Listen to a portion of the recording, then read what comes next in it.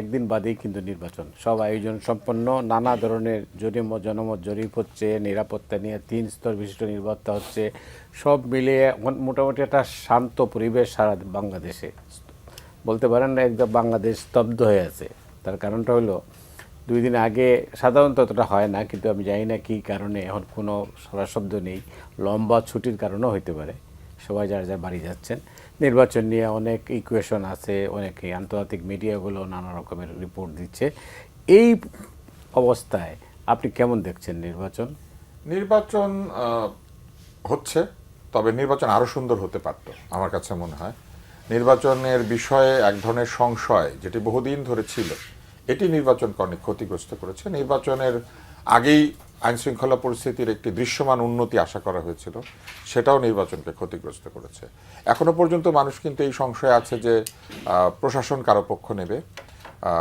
কিছু কিছু পক্ষপাতের বিষয় কিন্তু অন্তর্বর্তী সরকারের মধ্যে দেখা গিয়েছে, উপদেষ্টাদের মধ্যে দেখা গিয়েছে। আর কিছু কিছু বিষয়ে মানুষের সরাসরি কিন্তু আপত্তি আছে, যেমন পোস্টাল ব্যালটের বিষয়টা আসলে সুরাহা হয় নাই। তারপর গণভোটের যে ব্যালট, সেখানে নাম্বার নাই কেন, এটা নিয়ে প্রশ্ন উঠেছে। মানুষ মনে করছে যে, এবং একটি অভিযোগ এসেছে বিএনপির তরফ থেকে যে ব্যালট পেপার ছাপানোর বিষয়ে তারা তথ্য পেয়েছেন বলে তারা বলেছেন।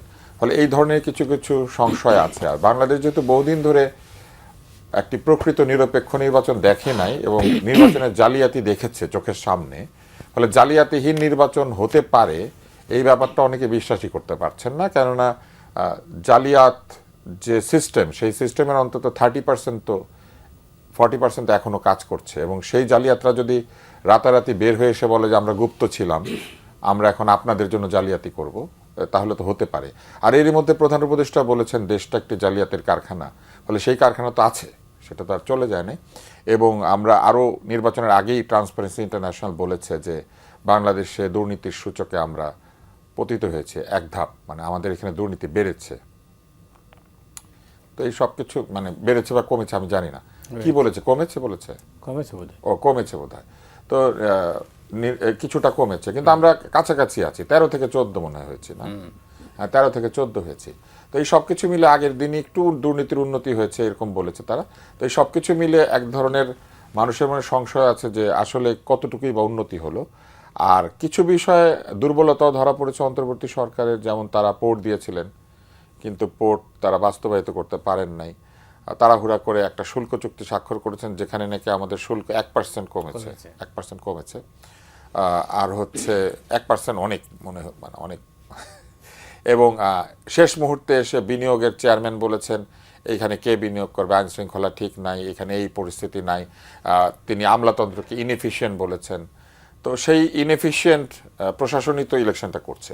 তো সব কিছু মিলিয়ে আমরা অপেক্ষা আছি যে জনগণ তাদের রায় দিয়ে মূলত এই সিস্টেমকে উদ্ধার করবে এই সংশয় থেকে, এবং জনগণ সঠিক রায় দিলে বাংলাদেশ প্রগতির দিকে এগুবে। আর জনগণ যদি রায় দিতে গিয়ে দ্বিধাগ্রস্ত হন, জনগণ যে ভুল করে না ব্যাপারটা তা নয়, তাহলে আমার ধারণা যে বাংলাদেশকে আরও বেশ কিছুদিন এই টালমাটাল পরিস্থিতির মধ্যে দিয়ে যেতে হবে।